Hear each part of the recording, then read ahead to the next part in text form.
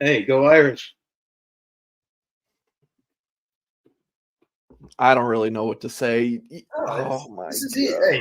hey, this is easy to talk about, man. This is the easiest show we've ever done. So I mean, what do you mean you don't know What the hell are you talking about, Tim? Mike, there's tons to talk about, so just kick it off. There's plenty.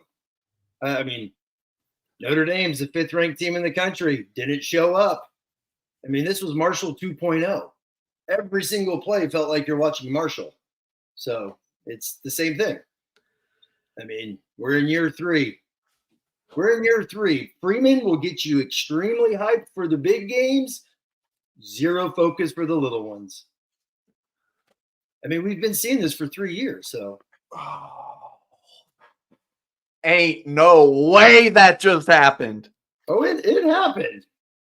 I mean, when you don't show up and you don't play with energy, some guys did. Some guys played their butts off today, but you just don't make plays. And I mean, what can you do? So, hey, first off, kudos to NIU. How about all the Twitter, the Twitter foes who mocked that guy and trolled that guy when he said, "Hey, we put on our pants just like Notre Dame the same way." Yeah, you sure do, buddy. Kudos to you, because he did it, man. I mean, this is literally the same type of thing. Pass game's atrocious. Mike, there's so many freaking times I'm like, poor guy's trying to throw. How many times do you hear Jason Garrett's like, protection's good? No one's open. Same thing against Marshall. It's, hey, you can still go to the playoffs, right? Are we going to keep hearing this 11-1? Come on, this team's not going 11-1. It's like, unless they just find a way to rally. This is embarrassing. It's pretty pathetic, but it also shows how hard it is to go undefeated. Everyone figured undefeated. I mentioned that the other night, right? There's only 5 programs have gone undefeated 3 times, which Notre Dame has done since 2012. So it just shows how hard it is to do. And it's I know I cut in as you were starting, but I'm just like I'm numb. It's kind of interesting. Yeah, exactly. Death, taxes, Notre Dame struggling versus unranked teams. This is unreal. So Brian Kelly won what, 54, 57 games in a row against unranked teams. That went out game 2 under Freeman, and it obviously is continuing now. So his last 2 losses are against unranked teams. Clemson and NIU were both unranked. And I don't even know what to say. I don't know how I'm going to get through this show, Tim. Oh, I'll get through it. I get through it. It's not on us, Mike. It's not on us. We didn't throw the worst. Tim, that interception, yeah, that exactly. was horrid. Horrid. He underthrew him by maybe 15 yards. Dude, it's a walk-in touchdown for Chris Mitchell, and he throws a line drive like he's hitting a wiffle ball. I think he just, when the ball left his hands, you know what my first thought was? Okay, he can throw a deep ball. Like, the ball looked great. Touchdown. The ball looked great, but when he released it, yeah, Mitchell was blowing by him. Mm-hmm. The guy I need to see the play again, but the DB stopped to come back. How can you not throw a pass 30 yards in the air? So who would have thought Drew Pine could throw farther than Riley Leonard, I guess, on a go route. I guess now we know why we see 5-yard hitches every other play. So there's one play.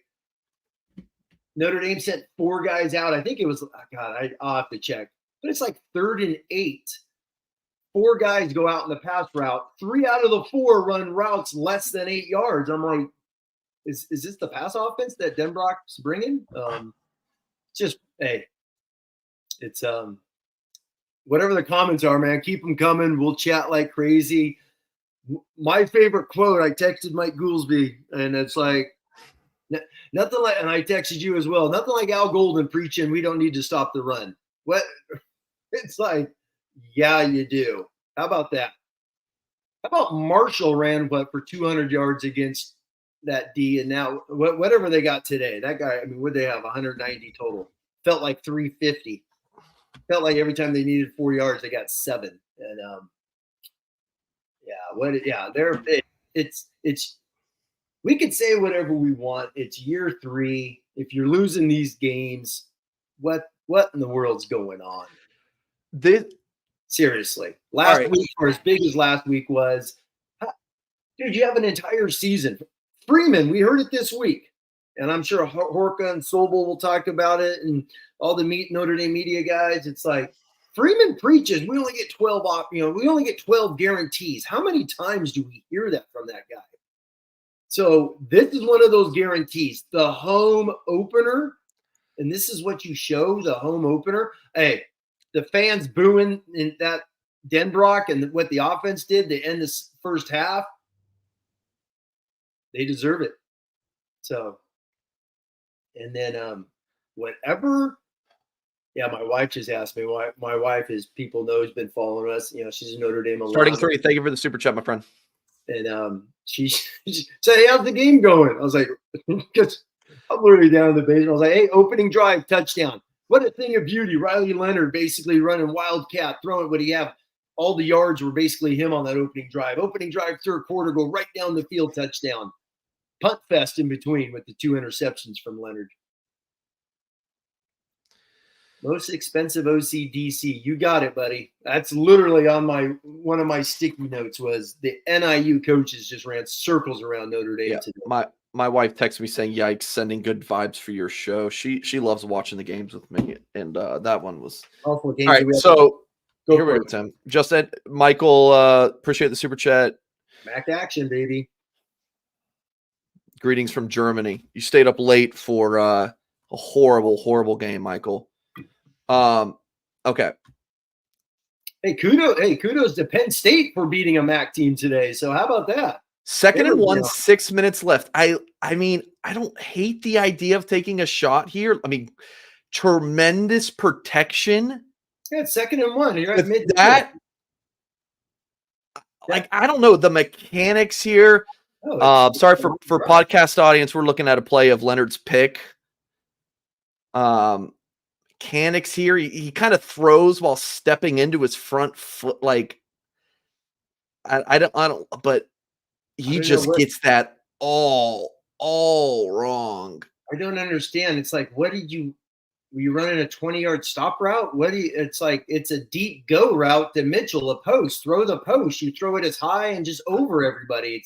It's either a touchdown or the ball goes out of bounds. It's 3rd and 1.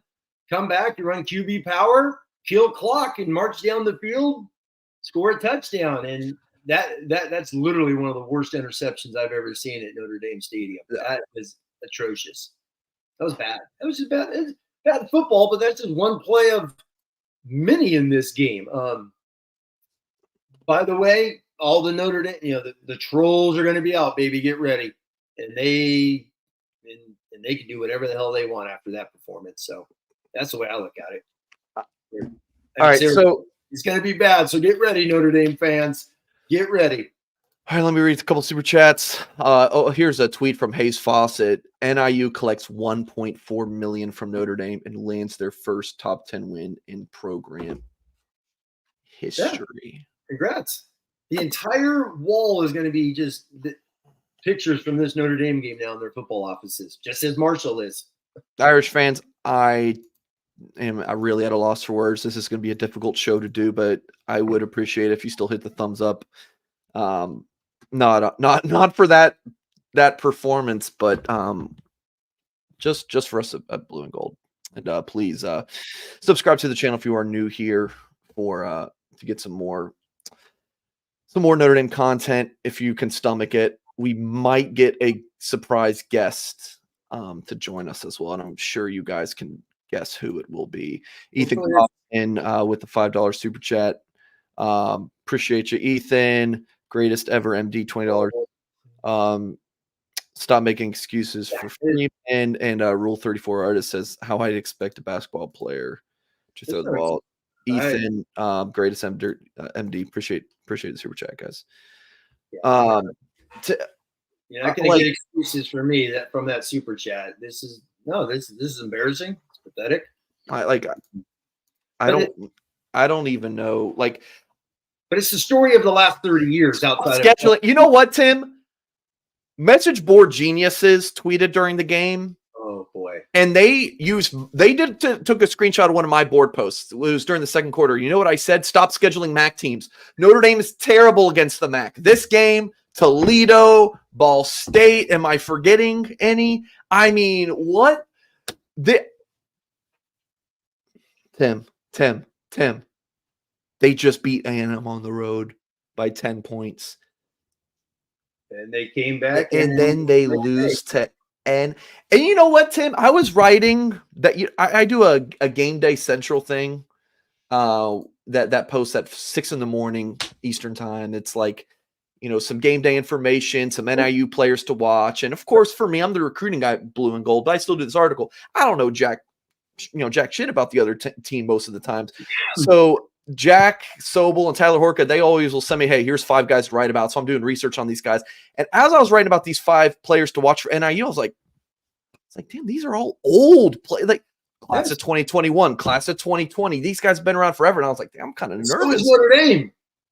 They have 16 dudes. I know. On the watch list, Mike. I was like, dang, NIU's actually got some guys here. Doesn't mean they're NFL guys. In my wildest dreams, could not have imagined. I was like nervous that maybe Notre Dame doesn't cover, and we're going to get an angry thing, angry chat. But never in my wildest dreams could I have imagined that Notre Dame would have lost this football game.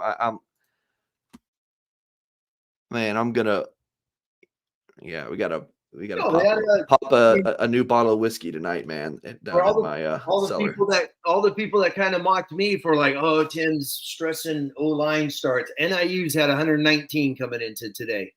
119. How about I love that stat where every single one of those offensive linemen from Wisconsin, just a bunch of short, stubby guys running power O right up your ass, snap after snap. Whenever they needed yards, they got it. How about Deuce Knight's options here? Notre Dame or Auburn? I mean, Auburn lost at Cal. Did they really? At home at Cal? Auburn lost to Cal. Oh, I haven't watched. I just saw Penn State almost. I know they were struggling. They came back to win. I watched 3 snaps of Texas. I mean, Michigan doesn't have a quarterback, so it's not even a football game. So they're playing some walk-on who hasn't played high school football in 5 years. But this is obviously tailor-made for Notre Dame. Everything we've talked about, setting up. The schedule is Cupcakeville. It's Cupcakeville if you show up and do your job. But Notre Dame did not do their job. They let NIU hammer them for almost 200 yards rushing. By the way, how about their quarterback? Is that the most accurate dude I've ever seen? I mean, that dude threw dimes into just the smallest windows on earth. But I know Al Golden loves his pass D, but you give up a 90-yarder or 80-yarder, whatever it was just a threat. But some of my notes real quick from the first quarter was just like, I thought Notre Dame was just like being too cute. They ran a 6-2.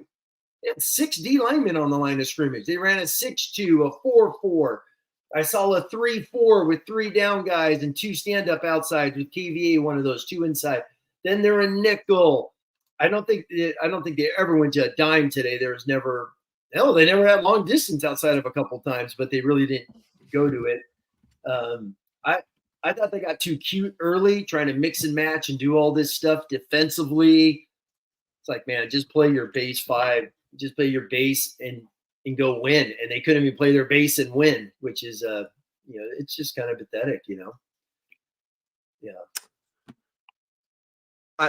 I want to take a step back and think about the big picture of this game, Tim, because this is like an all-time worst loss for the Irish, right? Like this has got to be, it's got to be up there, Tim, considering your schedule, right? Like this is Notre Dame's chance to you beat A&M. Your schedule is easy. And you know what, Tim? I talked all off season about this schedule might be easy, but we've seen Notre Dame crap the bed in some of these games. But before you move on, it is year freaking 3. What has Marcus Freeman learned? What has he learned? Exactly. We saw Notre Dame mess the bed, as you say. So it's year 3. all this study and all the analytics. He had the little, 17-year-old behind him. You saw with the paper always reading out the analytics notes. If you saw that during the game, like a little binder with 5 sheets of paper. He kept telling them the data. Okay, great. What else have you learned? It's about, and there's going to be ups and downs. We always talk about the peaks and the valleys of a football season and stuff like that. When upsets happen. Yes, we all know that upsets happen. But when you're the 5th ranked team, it's only game freaking 2. It's the home opener. It's not like they beat A&M at home last week in a crazy crowd, and then they're taking a break off today. Hold on a second. Hold on. Super chats. T. Spencer, won't happen. Freeman should not be the head coach next year. Unacceptable performances these past 3 years. His seat should be heating up. Oh man, unfreaking believable game. Seth Griffin says if these quarterbacks are who we are getting from the portal, it is time to develop one. You can't tell me you don't have a better quarterback than Leonard on the roster. He is not the quarterback we need. Seth Griffin, appreciate the 10. We're certainly going to have the quarterback discussion here because that was one of the worst quarterback. You all good, Tim? Oh, I'm good. It was my daughter coming in. My daughter ran faster than some of the plays today, so that was pretty good. So 1993 BC was all-time worst loss. The championship was ours. Yeah. Hey, I'll jump in right now. I'll talk about some of the losses. Yeah, BC, but BC was ranked, and BC had mojo because Notre Dame had beaten the year before. Tim, I'm gonna cut you off there. We're gonna bring in Goolsby. Oh, because one of his losses is on the list too. Which Mike, jump into Mike, what are your thoughts right now, man? Why can't I be a Utah fan? That's what I'm thinking. Hey, 9-3, gets in some good bowl games. Every now and then compete for a conference title. You're right. I'm absolutely stunned. I'm absolutely stunned. I didn't think Notre Dame would come anywhere close to covering, but it's just yet another weird day game loss to a team you have no business losing to under Freeman. But those day games are tough, man. They're tough. What do you attribute this loss to, Mike? What are the biggest things? Well, Tim and I love to go back and forth on Golden's defense, right? And it's like you give up so much. And Tim, there's times like in that A&M game, and it doesn't look like a bust, where we will leave guys uncovered in the passing game because it's like we know the rush is going to get home, right? You can see it when you watch the All-22 film. But defensively, we can't stop the run. No, and it was the same last week. That's not really an effort thing. There's a little bit of technique, Tim, you could talk about. But just generally speaking, it's like we are so vulnerable to the run. And if an NIU coaching staff with a senior-laden team like they had can just jump into that film and just it doesn't take a rocket science, Tim, to see. I mean, we will give you 4 yards every snap in the run game. Just take it.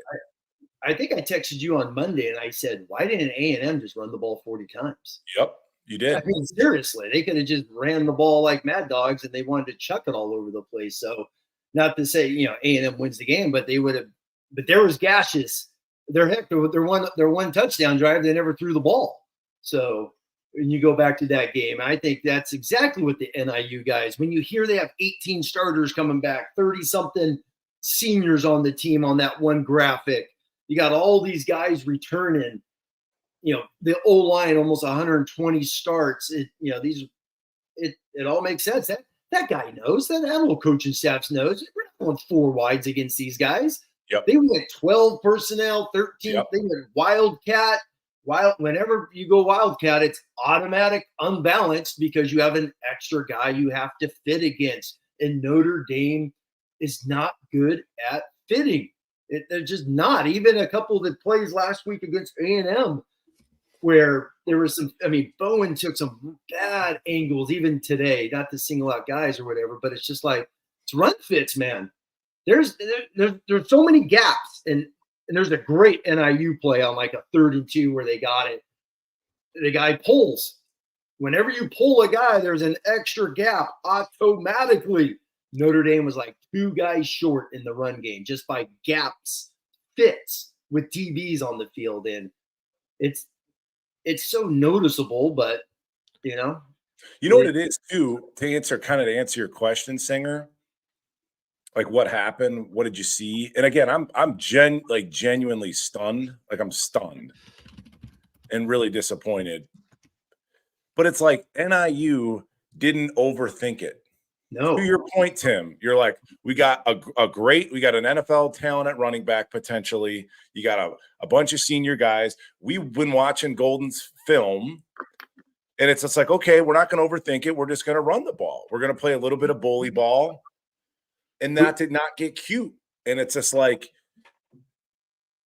we absolutely get cute on defense, and maybe it's just the old school in us, Tim, but it's like as a defense, I'm always taught, I was brought up, it's like you got to stop the run.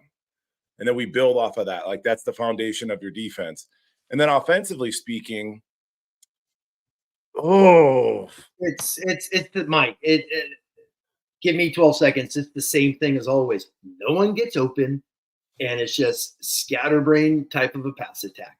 They can't throw. Riley Leonard has shown in 2 games he can't throw a pass 20 freaking yards. Drew Pine's got a stronger arm than Riley Leonard. He has shown in 2 games he cannot throw a deep ball.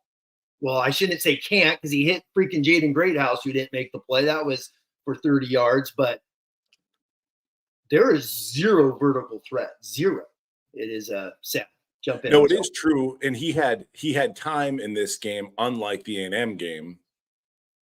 He had time. And it's like, yeah, where is the separation? Who's getting open? And then beyond that, back to the getting cute thing.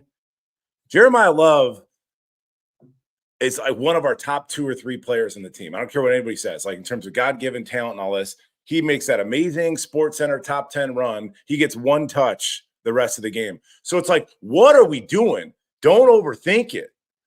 It's like, well, it's more important to get Aeneas Williams in as your 3rd down back as a true freshman than it is to just give the ball to your best player on offense. It's like all of the rotation and such. It's like some of the stuff is mind blowing, but no, Riley did not look good. And he said this all off season. He's an athlete playing quarterback. He's still a lot of work to do in terms of the polish at the position. But yeah, he looked like hot garbage. Yes, sir. All right.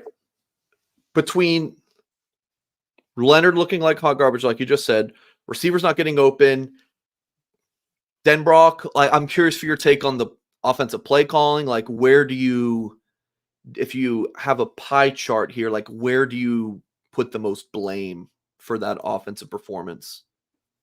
Well, Tim helped me with this, and I've yet to see the all-22. I'll get the all-22 tomorrow morning. Break that down with Jared Clark. Oh my God, is it Groundhog's Day? It's like we're back to the conversation, Tim. Is anybody open? Yes, they are. No, they aren't. It's like, okay, well, your boy's got the coach's film now. I will give you a verdict 24 hours from now. But it's just like, what do you do, Tim? Let me walk this out, Singer. Every offseason, the wide receiver room gets hyped up. Every single offseason. Then fans go into the season optimistic. And then it's like, so when the pass game looks like ass, the blame falls on the quarterback and or the offensive. Round and round and round. Offensive coordinator. That's how we go. So it's like Tim and I are saying, I gave that room a C for the preseason grade. It's like, so if nobody's open, how do you call plays? Well, you run the ball. But then I got a ragtag group of young offensive linemen that are getting beat up and getting out intensified. They're getting Northern Illinois played harder. So it's like, what do you do? And then, by the way, you don't have a Heisman Trophy winning quarterback and you don't have 2 first-round picks at wide receiver. So I do think that the Denbrock hype was overhyped because, again, he doesn't have the same tools at his disposal that he did in LSU. Yeah. So I don't really know where to place the blame other than, I guess, Denbrock, because you got to go back to running the ball. You have to, because you don't have the talent outside, save for Bo Collins. Bo Collins is good, and he's a dog. Mm-hmm. He has juice. And it's like, Jaden Greathouse was anointed this offseason. Anointed. Yeah. It was like, that was the one thing we felt great about was Jaden Greathouse, and just drops a beautiful ball. So It's right there, man. It's right there. Yeah, Bo Collins, 45 yards receiving, and he's your best guy. I mean, but once again, Bo, I don't know if he could beat anyone deep because I never really saw it from him. He's an underneath guy. He competes for the ball. He plays his ass off. So just keep throwing 10-yard outs to him, damn it, because he's really freaking good at catching 10-yard stop routes. He's really good. But there's absolutely, Tim, there's absolutely an element to our offense over the years where everything's a lot of stop routes. Everything stops. Everything hooks up. You know, look here. It's because we don't have guys that can run themselves open. We don't. No, we don't. That's what we keep talking about. Fans keep saying we're idiots, yet we're like, they don't. We keep saying this each and every year. That's why we've been, once again, who is the dude that threatens a defensive coordinator? Nobody does. Again. And we tried saying that all year long, but we were told we're wrong. And it's the same stuff. I have no idea what people see during training camp when they get those videos or get to watch but I have no idea. It'll happen next off. Oh, it's going to happen next year because they're going to lose 5 receivers. The 3 transfers, Thomas and Colsey, are going to be gone. They're seniors. They won't come back for a 5th. So that's 5 receivers are going to be gone. Who are they going to replace them with? Jerome Bettis Jr.? No. So they're going to go get some transfers next year. So we're going to hear the same thing. The transfer wide receivers. Who the hell's the quarterback next year? Riley Leonard is a competitive son of a gun. There's no doubt about that. You're right. I just looked at the play-by-play. Love only touched the ball one more time the rest second half. Now they only had a few more drives, but only 1 touch. Just feed the son of a gun. I was more blown away by them just not running QB runs more. They ran this. I mean, that was so successful in the first half. They didn't do it in the second half. Just take it and go run. Six design runs for Riley Leonard. Just real quick, because it was a dogfight of a game. They weren't going to explode by anyone, so just put it in the hands of Riley Leonard and kind of like what NIU did, and just run freaking Wildcat down your throat. And they didn't do that at all in the second half. I was very surprised by that. Yeah, well, it begs the question. First drive, 6 design runs for Riley. Yes. And it's like, we talked about that on Patreon with Jared. Like, you and I differ. We have different opinion on quarterback design, quarterback power. You love it. I don't love it just because of the wear and tear, on a kid that's a quarterback's not built to take hits like a 5'11", 220-pound back, right? But he's 6'4", 220. So Jared says, Tim, in that game, he's like, I don't really like it either, but in a big game, when you need it, when you got to pull rabbit out of the house, and this wasn't a big game, but it was a big moment. And to your point, it's like, go back to what we knew at least worked at a point in time in this game. So either that or give Jeremiah Love the ball. Well, that's why NIU did Wildcat with that stud running back. It's the same thing. It's just quarterback taking the ball. It's one extra blocker. Like on the one touchdown run, they had 4 dudes out in front of Riley Leonard. You had Ford, you had Emil Wagner, you had Cooper Flanagan pulling around because Eli Reardon pin blocked. Great block by Billy Schrauff, and Ashton Craig's pulling 4 dudes out there. Full on 1944 Frank Leahy single wing. And you never saw that again the rest of the game. According to this rushing play log for Riley, his last rushing attempt was with 11:55 in the second quarter. So he ran the ball 11 times within the first, what is that, like 17 minutes, 18 minutes of the game? That's wild. And then not again. No, maybe that's, when he fell, he looked like he got hurt. When he threw the ball backwards, thank God that thing didn't get scooped up and scored. What was that? But maybe he was a little beat up, a little banged up, and they're like, does that just go back to a cocky mindset? Well, we're going to beat these guys anyway. But no, you needed his ass to run. I mean, this is just like Marshall. Notre Dame's only in that Marshall game because Tyler Buckner ran the ball like crazy as a single wing quarterback. That's what kept them in that damn game. And they had the lead in the fourth quarter. The same thing in this game. What kept them in the game in the first half was Riley Leonard running the damn football. So they really got away from that, as Mike just showed us. So Yeah, and you're right. It's a young old line. They're not physically empowering. Billy Schraub's a man. I can't wait to read why. He really stood out a ton today, just mauling people. The other guys look, I'm going to have to see, but Schraub really stood out today. And then Goolsby, when you here we are talking about run defense, but I thought Notre Dame had this freakish D line. How many TFLs did they get today, Singer? Outside of what Osbury may have had one, and Snead had a great tackle again from behind, or 3 from the D line. Let's see. I got Kingston and Howard Cross combined for 1. Burnham had 1. Traore had 1.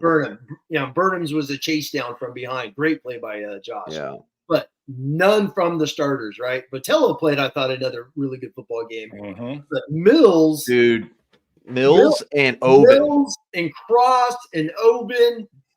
Cross, I know he didn't practice a lot. Those are tons of reports in training camp. Sore hammy. Oh, he's a 6-year guy. We'll rest him. He looks rusty as molasses, man. And Riley Mills, Goolsby and I talked about this a week ago. He literally looks like the same kid from 2021. He does. He's the same player. He's lost 8 pounds. Okay, but he's the same. He is the same player as we've seen him for 5 years. He's I tweeted a live clip. There's a snap, Tim. Riley Mills is unblocked. I got you. I want to pull it up. Okay. But you can keep talking about it. But he's unblocked him, and it's just like some of this stuff is like, God, this is going to sound terrible. But like being good at football, not lifting weights, but like being good at football, it's like, okay, I played enough snaps. How long has he been here, Tim? He's 10,000 career snaps. It's like I'm close enough to the quarterback. I'm going to start to kind of change my trajectory to get ready to like grab somebody or make a play. And Riley Mills just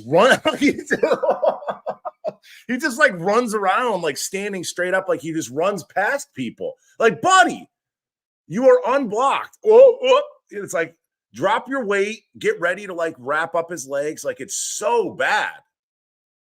It's so bad. How do you not make this play? You're a freak list two years consecutively. And like, you just can't. You're a captain, 5th year, probably watch him, Tim, go be a 3rd-round draft pick or whatever. It's just like, you got to like make plays. And then there's the play like with Jalen Snead, it's just like, he's got outside contained, doesn't he? I got to watch the film, but it's like, it's okay. Like, go make the tackle.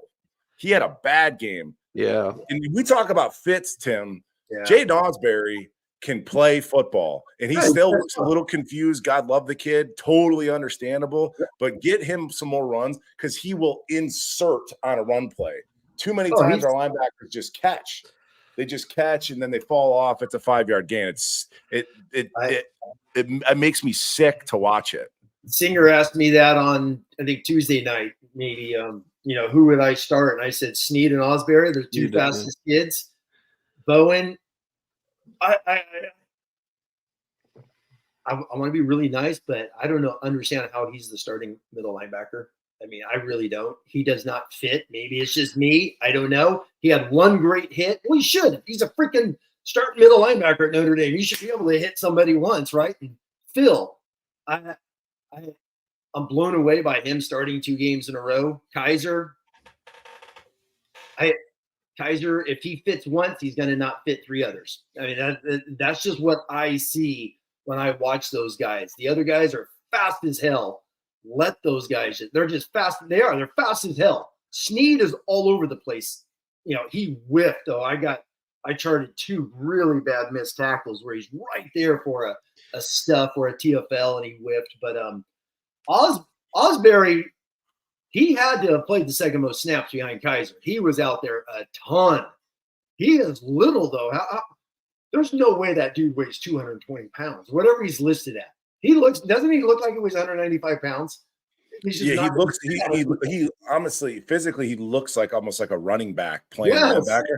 But I'll just say this, and we talk about like a little bit of technique. Sorry, Tim, I cut you off. Go ahead. No, go for it. No, I was just going to say exactly with you, what you said. The dude knows, it's going back to his high school film. He would wiggle from C to C gap and just find little holes and just go make plays, especially when he blitzes or when they shoot him on run fits. Kaiser, they did the X cross or favorite X cross today, gets picked up, of course. But Kaiser's the new Maris. He runs into guys this year, if you're noticing. So go for it. Yeah, Drake Bowen's a very physical kid, but I've always had questions about his stiffness, and then in particular in his range, And you'll see, Tim, in the film, you can run away from Drake Bowen. But back to Osbury and KVA, super loose player, as small as an Osbury is, if it's a 6'4", 6'5", inside 6'6" tackle or whatever, you can reduce. Go watch Fred Warner play tomorrow. It's it's a technique to slip around those blocks versus trying to catch them all the time. But yeah, that was a frustrating game. And Tim, it just feels like a broken record, doesn't it, bud? It feels like a broken record, especially when we're talking about the offense. Is it the play caller? Is it the quarterback? Is it the O-line? Is it the receiver? It's we're having the same conversations 2-3 years running now. And until you can get a player that can run himself open on the offensive side of the ball, Denbrock's hands are tied to a degree. But I think not playing Love, not going back to the quarterback runs and nut cutting time in this game, that's absolutely coaching. That's you're so right with the saying nut cutting. You can't lose this game. So this was literally trying to beat Alabama. It's the same thing. It's a 1-point game. Go win the game. You had to win this game 14-13 or 17-13 or go score. The interception was atrocious. Greathouse drops. There's a field goal. The block before halftime. Holy moly. Well, 2 blocks now, obviously, in this game. It's hard on the last play. 62 freaking yards for crying out loud. How embarrassing. How embarrassing. The way that game ended, and then you got Freeman taking notes or whatever. At the very end, he's writing stuff down. The house is on fire, and he's taking notes. Boys, let me jump in here real quick. Tons of super chats tonight. Really appreciate you guys with all the super chats tonight. Obviously, not gonna be able to address them like we usually do, but popping them up on the screen. Please hit the thumbs up, of course, on this video. Subscribe if you are new here. There's a couple things that I want to get to, moving forward. I know, we could talk about this game for hours upon hours, but I do want to think, what do you change? Is it personnel wise, schematically? What does Notre Dame now need to do moving forward to salvage? I don't want to say the P word, but salvage this season, right? After one of your worst losses in school history. What do they do? I'll throw it to Tim first. What do you do? Play good football. Today was a crap. Seriously, Mike. What do you mean? What do you do? It's there's no waiver wires. You're not going to just go cut somebody in free agent. This is the football team you have. So, as someone who's watching these guys, what the hell have you been doing since January? Who is the go-to guy? So they're going into this game. Mike Denbrock and Marcus Freeman and these guys know they do not have a guy that could go deep. They know that? We've seen it now in 2 games. So there's nothing new that's going to come. It's Riley Leonard's got to obviously complete some passes. Oh, shucks, it's 3rd and 5. Sorry, I threw it behind you.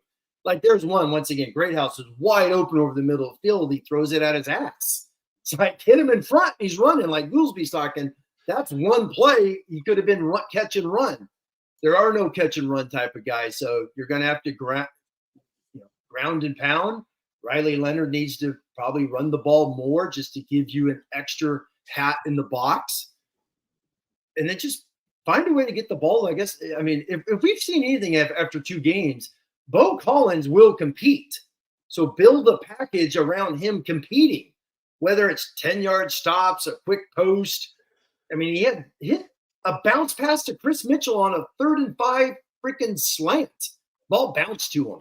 So Collins needs to be the guy. Mitch Evans obviously came back and looked solid. And then Love and Price, no running. I don't think we saw a running back screen today. So that's 2 games in a row. We've only seen 1.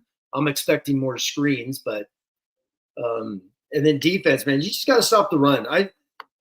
For as great as the A&M game was, A&M got too cute and wanted to throw. To beat Notre Dame is pretty easy. You just keep doing the same damn thing. You just play the Marshall game. Stack the box.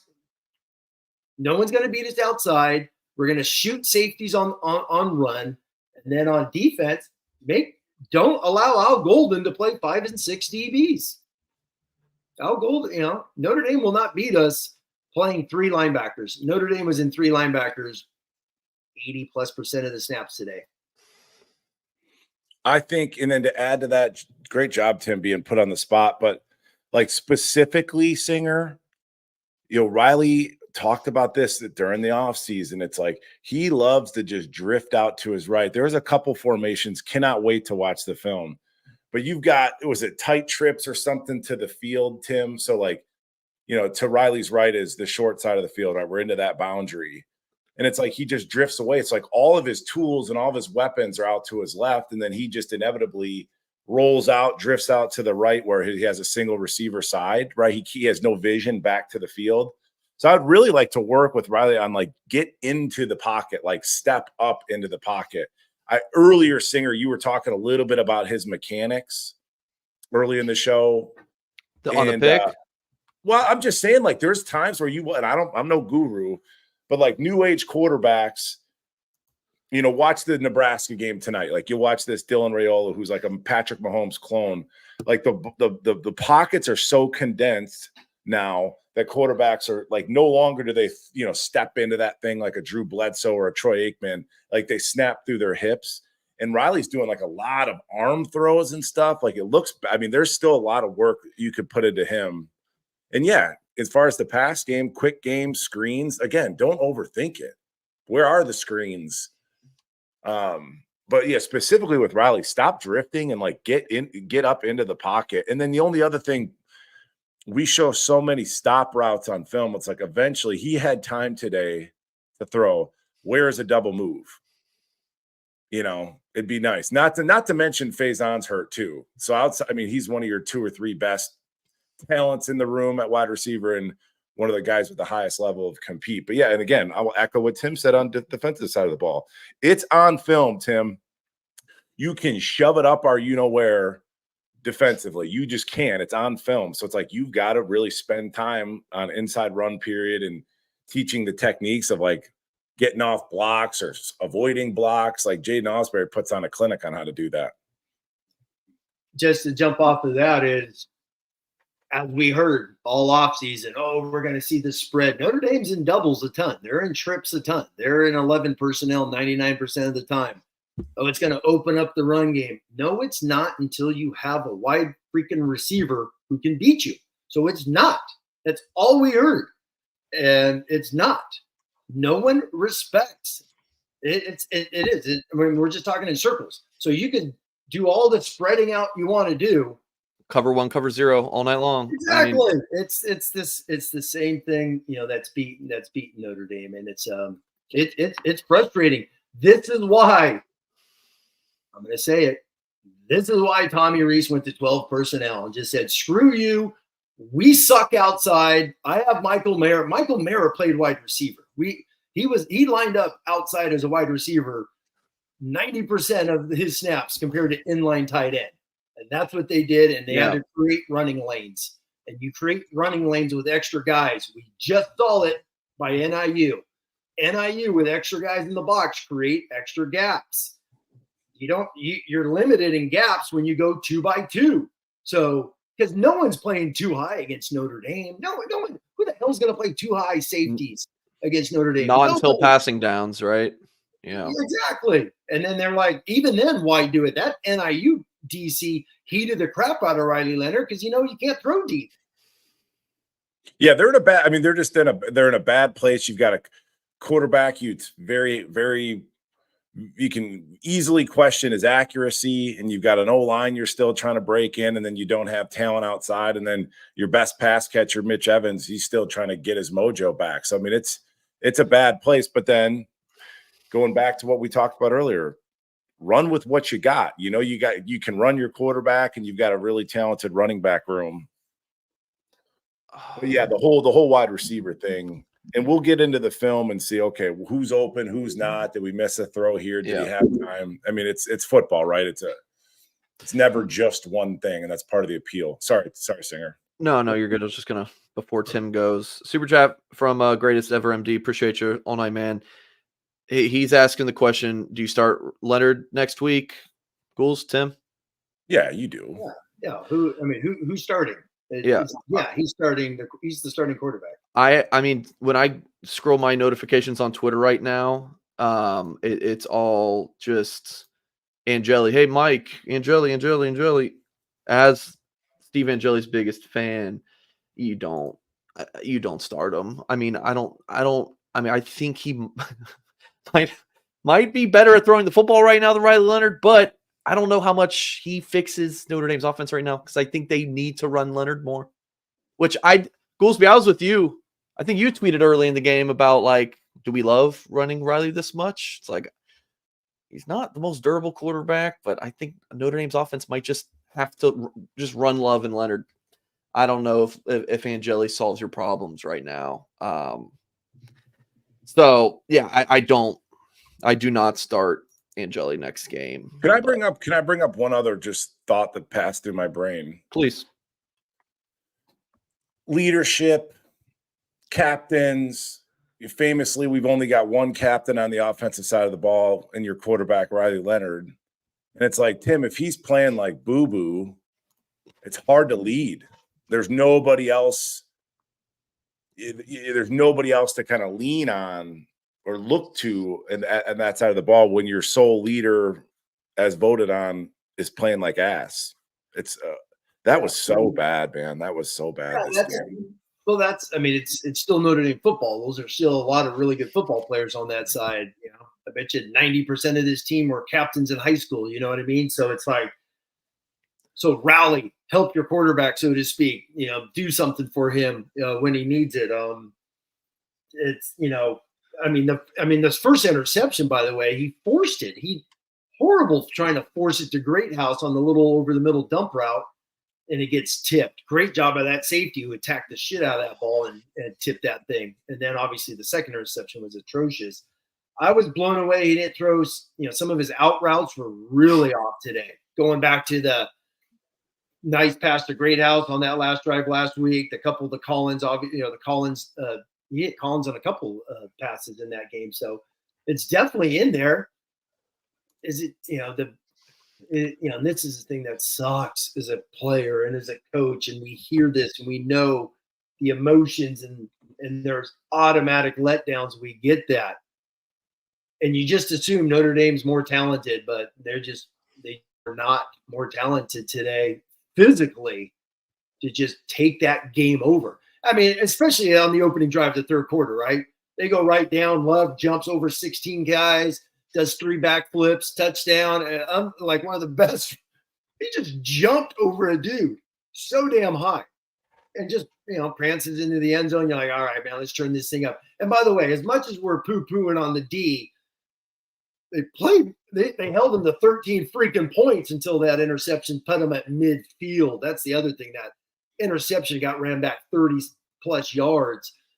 So they held them at 13 yards. They were just starting to get a mojo, forcing the ball, obviously a pooch punt. They stopped them on 1 4th down. So D was starting to do the thing. It's just offense, man. One freaking score.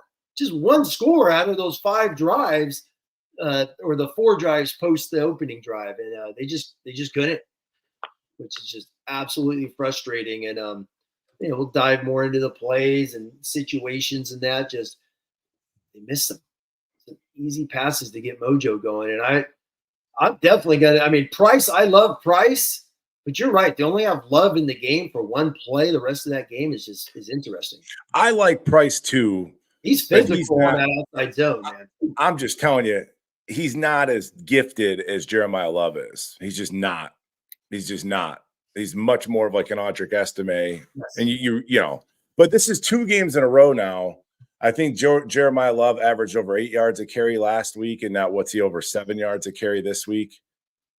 And it's just like getting back to, and then even on the defensive side of the ball, it's like he makes a play to get us back in the game, inject it into my veins, Singer, as you love to say. Okay, yeah, Tim, we're back, we're rolling. Okay, let's put it on his back. Nope, you go sit down. We're going to get cute with Aeneas Williams and all this other stuff. And then I go back to the defensive side of the ball. Like Osbury's out there making some plays, man. You know, it's like, okay. And then, they start to talk about him on air, and then he's out the next series, which got me back into like, the whole coaching and the rotation, and maybe it's the NIL thing. It's too much. It's too much. And these big games, these big environments, it's like, okay, Osbury is on one right now. It's just, okay, I'm going to give him some more run because he might make a big hit or he's feeling it. Like Snead, bad game. Bad game. So it's like he doesn't need to play if Osbury is a heat-seeking missile right now. 2 games, no touchdown passes for Riley Leonard. I'm looking at my notes in the second half. It's obviously touchdown drive, and then it's punt. I wrote wide receivers can't get open. He's literally, there's times in this game, Riley Leonard has times, as Goolsby said, and just no one's getting open. But I also think so many of the routes are so damn short. There's so many stop routes. I really do think, guys, that this passing attack, going back to the pie chart, I feel like it's probably not 33%, but it's got to be fairly close. I don't know. As Goolsby goes backward hat kind of guy, and now I want to kick him up. I'm just kidding, Gools. I don't know, but that's just me. That's just me. It's just. What are you talking about? Tim, you went like equal blame. OC quarterbacks receiver. Oh, gotcha. Because it wasn't the O line was fine. NIU outgaining Notre Dame by 102 yards. Yeah. Time of possession almost 10 minutes. Ghouls, I cut you off. Oh, I don't remember what I was going to say, but maybe just talking about the wide receiver thing on our preseason, the big show, position group grades, Tim and I read in one of the comments, I turned it off after they gave him a C. You see that comment? Yeah. It's like people, are you not watching the game? So even in like Twitter, people be like, we're more talented. It's like, no, we're not. No, you're not. Listen, and watch. We're not. I don't care what legacy Notre Dame media told you. It ain't true. No, it's I wish I would have real life, as I've learned. Twitter is definitely not real life. So even the first half, touchdown drive. I wrote all Riley Leonard, 3-and-out punt. That's when Knapp gives up a sack. When they blitz like 8 guys, it was insane. But his guy just beat Knapp. Interception forces a great house. Punt, all out blitz on 3rd and 10. Punt. Great. Yeah. Would have been a first down. He had a great house he could have hit, and he didn't hit him. And then the block punt. Offense just atrocious, man. See, that's, not the – Tim Brock's a coach. He's making a lot of freaking money. But he also had freakazoids. That's why those stats were what they were last year, So he doesn't have those guys now. There's no doubt about that. It's just frustrating because even I was sitting there and I'm like, shit, man, I'll take a 14-13 win. Seriously. Last week I always said, hey, win by 1, get out of A&M. Today, who would have thought we would have been saying win by 1 to survive South Bend? That's exactly what we needed, and it didn't happen. The interception, now the more I think of it, man, that was a 30-yard return to midfield. As soon as they got to midfield, it's like, oh, my God. And the way they're running the ball, that coach was like, shit, we're going to milk this bad boy. We are going to milk this thing. And Notre Dame, what did they have? 4 first downs. 4 first down runs to get it all the way down and set up a chip shot. Stop. I'm going to run. I'm going to leave you guys to it. My final tweet of the night was something about, this is on Freeman, all of it. Somebody talked about Cam Ward earlier in a super chat. Maybe we could have got Cam Ward. Maybe. And this is the guy that Freeman and staff wanted. So all of this is on Freeman. All of this is on Freeman. And then watch Riley get hurt, and then we're in a shitstorm, man. I'm bummed out. I'm gonna go drink a beer. No, it's Goolsby, appreciate you, dude. Thanks for popping guys. it's shocking. It's bummed out because obviously it's the high expectations again, man. Well, especially year 3. We talk about it all the freaking Year time. 3 is the biggie. Year 3 is the biggie. Lou Holtz said the thing about year 3 is either you know or you don't, and that was always one of his comments when he's talking about programs and things of that nature. I know I saw someone in the chat earlier, and it's true. You can still make the playoffs at 11-1. Yes, you can. Yeah, that's. Yeah. Can we go there in a minute? Do you mind if we go there in a minute? I really, really want to do this. Right, we got to talk about this one because Notre Dame marches down the field easy. Ran Leonard a little too much for my liking, but then I was like, shit, I kind of wish we would have ran him more. But then NIU, I was like, all right, they get a fluky touchdown. Then Notre Dame's going to roll.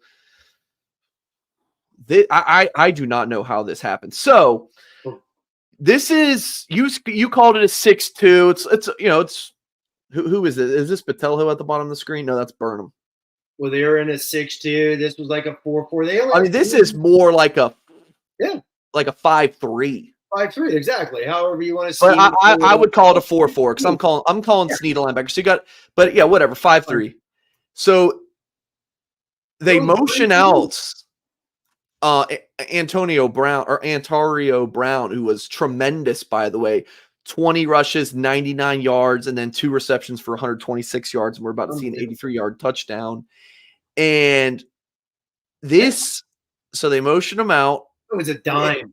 And then you have them isolated with Kingston, which is like, okay, that's really good OC work.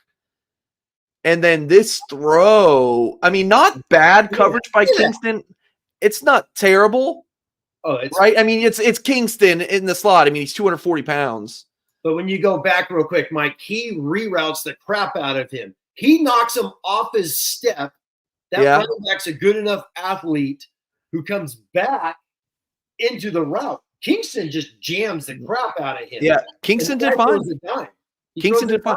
Throws a dime. Ben Morrison whiffs. Ben gets caught there, Tim. Do I pick this or do I make the stop? I agree. And he does neither, and there is no one back. Look at Watts. Watts is playing like a middle third. No, he's in the boundary. Yeah, you're right. He is in the boundary. They don't have any the only DB over there is Ben Morrison. I'm with you. Ben was trying to go for the pick. And is this like a cover 2? It's Ben and Watts playing deep halves. No, they're playing man out there because you're in a 4-4. Snead's not playing man. Look at Snead. No, I know. He's running out to the flat. He's just dropping, covering nobody. It doesn't look like man to me. Look at 49's wide open. I don't think that's a man. That's just a dump. No, it's a blitz. It's like a cover 2. You're rerunning it so much. That's so fuzzy. I can't even see this. So okay, yeah. Sorry. Yeah. Can I zoom in again? No, I can't. Okay, that's fine. Yeah. That's tough. Kudos to this Hampton kid. He was a gamer. But that's the opening drive. Notre Dame goes down, then they go 90 yards, so it's still 7-7. It's just Notre Dame had no explosives on offense to be able to take this game away. They had no explosives. They didn't have any juice, man. It was a Rendell. I did not want to hear. We heard Rendell's name too much. Let me read this one real quick. Is this just me or one of the best front running coaches? Yeah. You know what, William? The dude knows how to get the team jacked. There's no doubt about that. He got him jacked against Ohio State, jacked when they played the Buckeyes in the horseshoe. Obviously, last year for SC, he had him hyped up beyond hell. Clemson, when Clemson came to town as the 4th-ranked team in the playoff polls, and they upset them. A&M, the hypeness in the locker room. Oh, that's what kills me as well when you hear. I wish Goolsby was back on here with us, because when you hear players say, "Yeah, that's my coach, that's my coach," okay, well then go bust your ass a little bit extra then for the son of a gun, right? So he will get this football team hyped. They will be hyped, but they have the most hardcore letdowns that you will see, and we have seen that. Louisville last year.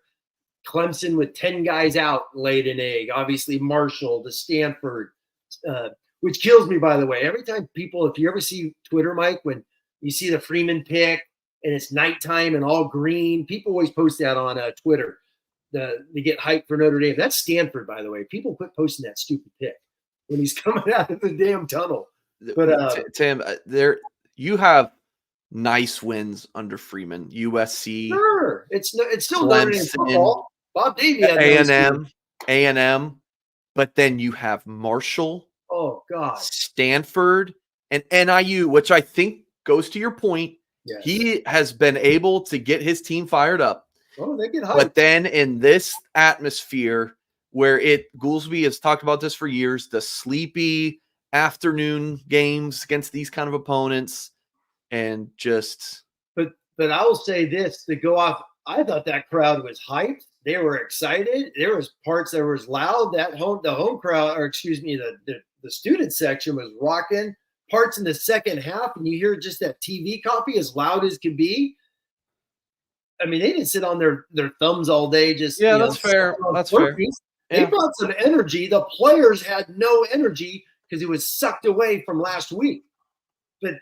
And that's, as a coach, that kills me. It's like, it's only game 2, guys. Yeah. It's game 2. We have our whole entire season ahead of us. Plus, it's the home freaking opener. And to not come to the home opener ready to bust your ass, to put your stamp on this football season, it's a freaking crying shame, man, because it is going to be atrocious. And we talked about 11-1. Come on, it's not 11. I mean, if you lose today, how can we even talk about 11-1? It's ridiculous. Let's go talk about 10-2. Now 10-2, Mike. If they lose one more, no way in hell. Yeah, no. No way in hell are they getting in losing to NIU at 10-2. No way in hell. So it is win 10 games in a row, or you're going to the Sun Bowl. And to that guy who's in El Paso that watches our show, I love the Sun Bowl, but I don't want to go there. But if that, I'm talking about the guy who sent me a message about, hey, the Sun Bowl is nice. I get it. El Paso is beautiful. But if Freeman doesn't win 10 in a row, this is pathetic. It's pathetic in year 3. And history shows it. They had that nice graphic on NBC today. All those 3-year records of all the coaches. They didn't talk about Bob Davie going 5-7. They didn't talk about Willingham getting fired after year 3, going 6-5 after a 5-7 year 2. Charlie Weiss only winning 3 games in year 3. I'm not saying ND's only going to win. It's going to win 3 games. They're going to win more than that. Yeah. The proof's in the pudding in year 3. It really is. Dude, I want to talk about what's next, and I'm kind of like debating in my mind how much I want to do that right now, because you want to let this digest a little bit. We'll dive into this more Tuesday, but like where you go from here, like what this team can still do, because I queued this up from Left Twix. He said this about half hour ago, sure. And he said 11-1 gets us in the playoffs. Yes, but sure. I can Notre Dame do that? Like this, I keep seeing the comments. Don't even talk about the playoffs. I get it, but exactly. I'm with that guy as well. It's ridiculous to talk about the playoffs. This team needs to go win at Purdue. So the future of Marcus Freeman, I think, unless they totally crap the bed this season, Tim, and what crapping the bed means is subjective. To some, it might be 8-4. Some might be 9-3. I don't know. 10-2. I mean, but if I think how Notre Dame's going to finish this season, and who the hell cares about what I think? I thought Notre Dame was going to beat a NIU 45-13. That was my pick. But year 4 for Freeman, Right. if they do not have a big year next year, he's in trouble. Mike, And here's the thing about next year, Tim. New quarterback, new receivers, new tight ends, O-line. Tim, you potentially could return all 5. You probably will. Shrouth could go pro. I don't know. D-line, brand new D-line. Linebackers, you know, that linebacker course can be pretty good if they keep everybody. DBs, a lot of new bodies. Watts, lots of new guys. You're going to have Gray. Bird, Clark, gone. Yeah. By the way, Clark, Gron, maybe Mickey. I don't know. Yeah. It's a next year's team is like brand new. And even this year's team felt brand new. New receivers, right? You lose Esme, new quarterback. Next year is like even more nervy. Next year's team on paper might be not even as talented. So it's like, Tim, I'm nervous. Like for Freeman, what did I talk about? If you don't beat A&M, woo, these same things I'm talking about was what I was talking about. If you don't beat A&M, well, now we're right back there. You beat A&M, but you lost to NIU. Yes. So we're pretty much at the point of you lost A&M. You have one of the worst losses in Notre Dame history, losing to Northern Illinois. And Freeman. Sorry, one more thing, Tim. Freeman has a couple of the worst losses in school history, losing to Marshall and NIU at homes. I mean, Notre Dame, no more scheduling G5s. Just, play, Vandy or Missouri. Go play more SEC teams. Yeah. It's funny you say all time because Air Force in I still remember Air Force in 96 when Bo Morgan ran like a machine and they beat Notre Dame in overtime. That's when Holtz knew he was done. That was a kick in the ass in 96.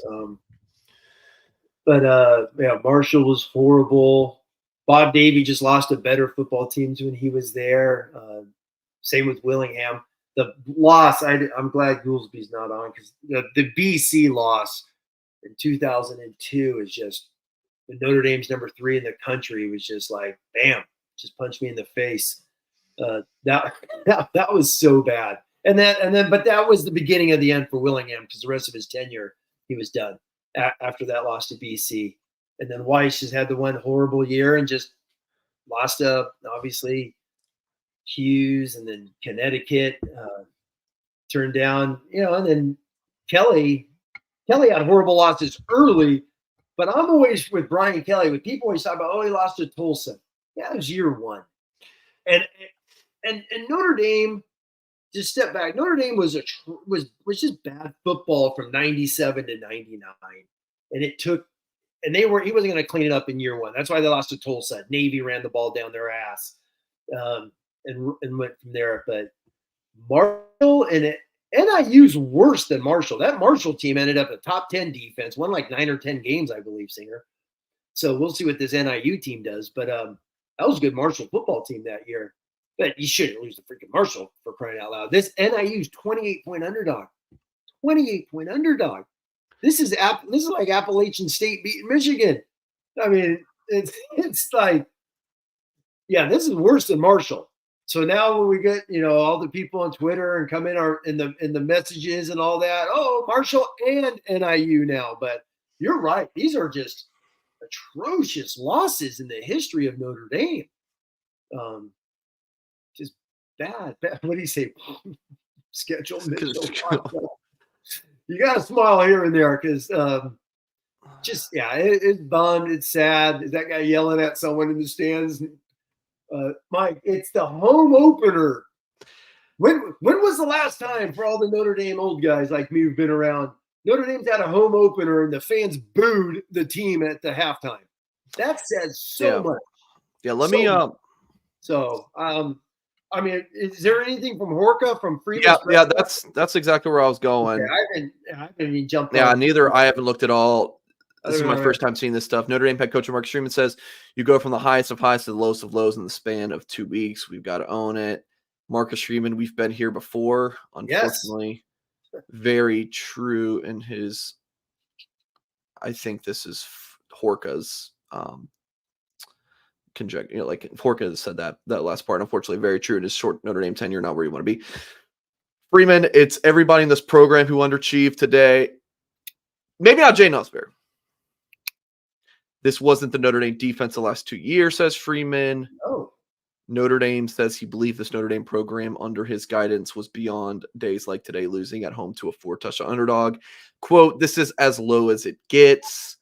Riley Leonard, quote, on his second IT of the game, bad eyes, bad feet, bad ball. Yeah. I don't know what you mean by the eyes. I'm maybe just stared down Mitchell, but the feet, I did not like. You really should be getting the power from your base. I think he tried. It was just it was a line drive. I think he was getting base or his power from his front leg. That's not how you're in bad. Terrible.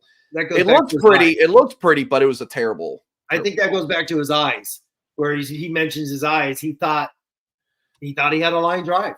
You know what I mean? Like he was just going to throw a dart, but Mike, he underthrew the dart, like atrociously bad, as we saw. So. It's crazy because, like we said, there's a couple guys played. I was going to say earlier, Jordan Clark, I thought played his ass off today. That dude was all over the place. Number one, Osbury played his butt off like crazy. I said Billy Schrauff. From what I watched live and rewound a few plays, was 74 was knocking the hell out of people at right guard. I thought he played really well. Price had some violent runs, and obviously Love just doing more of those. Maybe. Mike, I got mocked in the off season because I said everyone is in love with 11 personnel. And what did Timmy Hyde say? But maybe you got to do some 12 every now and then to run the ball. Yeah. They did it last week at A&M, but maybe you just got to insert an extra guy in there sometimes. Today, they did it. They did the double wing, I call it, with the two tight ends on the wings. I think they only did that maybe once. Didn't see Reardon a lot today. Saw 9 in there early. Evans obviously started to play a little bit more. It is interesting, Tim. I really need to think about this more and kind of reflect on this. But just you're on this end of the spectrum, and then one thing happens, and it's on the other end. Like all offseason. Oh, I get clowned all the time for loving Angeli. I'm never claiming. When have I said Angeli should start over Leonard? I've never said that. And now it's completely on the other side. Start Angeli. We're just Parker sucks.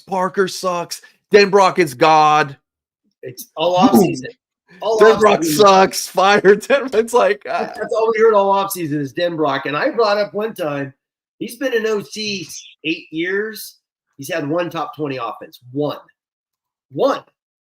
There's with 2 first-round wide receivers, a Joe Moore Award finalist on the O-line, a future tight end who's going to the NFL in Taylor, and a Heisman Trophy winning quarterback who happened to be the number 1 player in the country in 2019 at quarterback. So it's not like there were stiffs down there. And if they had any defense, I mean, they probably – no one wants to hear this, but they're probably in the playoffs last year.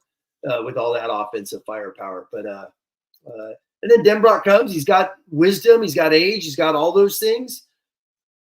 You can only do so much, and that's why I know Goolsby will probably agree with this when he and I talked so much during the offseason, was hoping he would, Goolsby calls him mismatch Denbrock. Well, there's no mismatches in the last 2 games. I don't know. I mean Goolsby gave him that little moniker, but there's no mismatch. The mismatch is throwing to Malik Neighbors. That's the mismatch.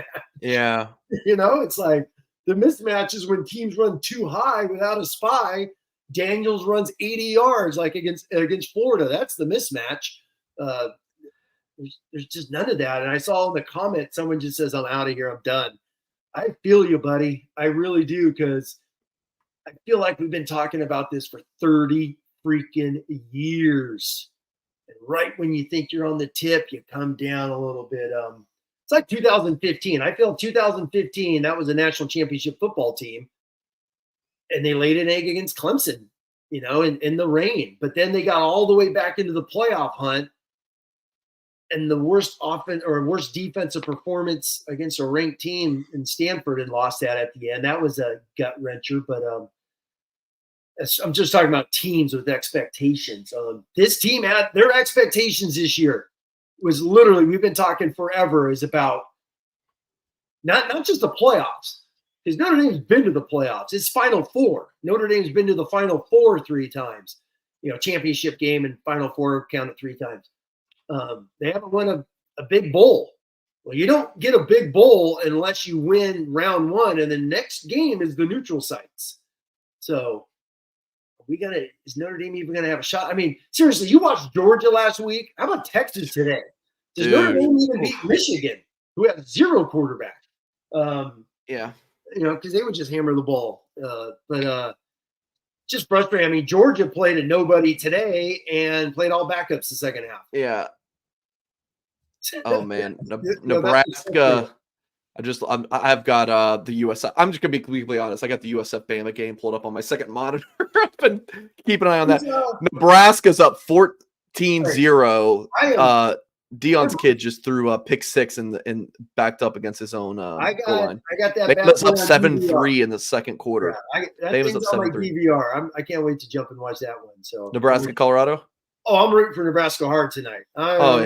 Big Cornhusker fan tonight. Yeah, so. And I'm obviously pulling from my alma mater against Bama here. They're hanging in there. Any other comments? Anything people are on their mind? Anything? Just all right. Here's what's on my mind. I'm going to go back to the quarterback position. Sure. And I really hope I've said this on this show because I've talked about this a lot. Angeli. For him to be starter in 2025, we all think that's like he's going to play at some points this year, right? Knock on wood. You don't want Riley to get hurt, but maybe he comes out for a couple series. His knee pad falls off, or little ankle sting or something like. Or if Notre Dame stinks so bad, they just make a change.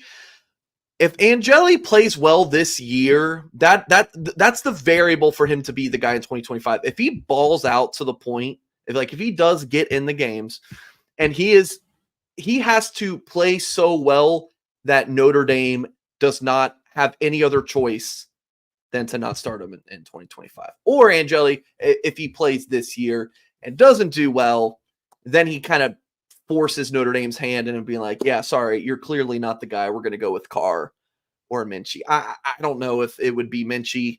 I think it would be Carr next year. And from what I had been told, Tim, Notre Dame has not, and I've said this a bunch, Notre Dame does not plan to go to the portal. Now, as I'm going through this spiel, it could be 4 out of 5 years that they go to the portal, Tim. They might do it again.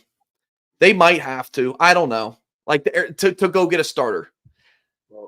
I've also said this, I believe, if Notre Dame goes to Carr next year, you could see Angeli and Minchie go, right? Why would you sit behind a guy who's younger than you? And then I think you would have to bring in like an FCS level transfer guy, right? Go get Harvard's quarterback or something to have some depth. You can't go in with Carr and a true freshman as your quarterbacks. But anyways, the Angeli thing is interesting. I think if Notre Dame loses again, God forbid they lose again, in a bad loss to a Purdue or Miami of Ohio, sounds ridiculous, but Notre Dame's lost to NIU. Who knows? Maybe they do go in a different direction and go with Angeli. I don't know. All right, that's a lot, Tim. What do you think? I need a drink. That's what I think.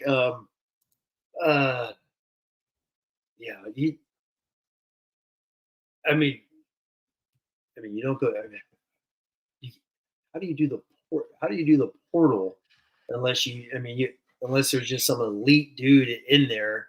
But that's what they thought for 2 years, and every damn fan watching this show is going to say the same thing. That's what we've been saying for 2 years.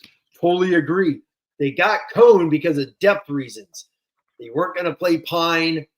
And Buckner was a freshman. Yeah. And Buckner was a true freshman. That's why they played Tyler Buckner to get him prepped, and they gave him reps as a true freshman.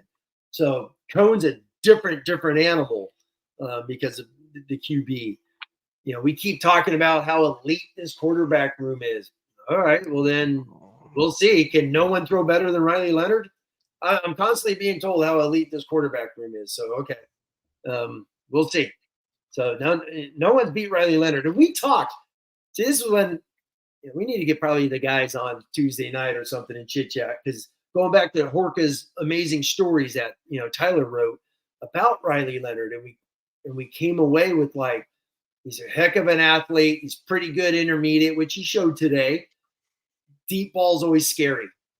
In all his starts, he's only completed 41% of passes past 20 yards, during his Duke time. And we've shown can't complete them here either. So that's what's really frustrating. The quarterback, right? Riley Leonard's your quarterback because they didn't think the other three could start, correct? But to your point, if they go out there and Louisville kicks their ass in a couple of weeks because they don't block Gillette in that D line and 2 losses, you're going to the freaking Gator Bowl, the Outback Bowl, the Sun Bowl, the Bluebonnet Bowl. That's guaranteed. Do you start prepping for 25, which is scary because going back to your point 15 minutes ago, year 4 is going to be younger than year 3. Yeah. How the hell are you going to have a training wheels quarterback in year 4? Because you cannot go 9-3 next year. You can't. Yeah. And so the writing on the wall. I really don't want to say that after a 1-1 start, but never said that, Mark. But Mark's my biggest critic. Good to see Mark. It's frustrating because we just keep going into year 3. The expectations are sky high, and this team's already just laid a freaking egg. Yeah, which is really sad. I want to say this real quick. I should have said this earlier in the show for folks listening on podcast and watching the replay on YouTube.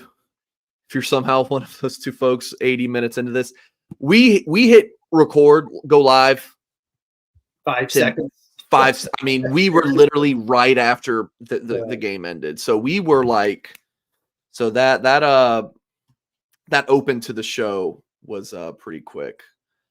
No, the seat's hot.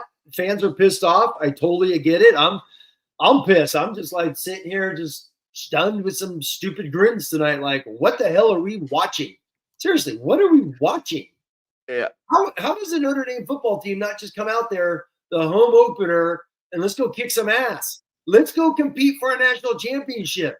Where's the killer mentality? I want to rip your throat out and go kick someone's ass. So Ross saying, Mike, you were right on Angeli. Like, Riley Leonard not playing well today doesn't mean have anything to do with me being right on Angeli. I still will stick with you have to play Leonard. You can't bench him now because you do. Although it'll be much more difficult when a committee sits around and been like, all right, well, if they go 11 all right, you're 11-1, you lost to NIU. You beat a terrible Florida State team, and USC. I don't know. USC might be really good if they can go and beat USC on their. But but you still have those things ahead of you. So I don't think you can. Although I don't think they're going to make the playoff now. But you still do have it ahead of you. So I don't think you can bench Leonard right now. See, I am.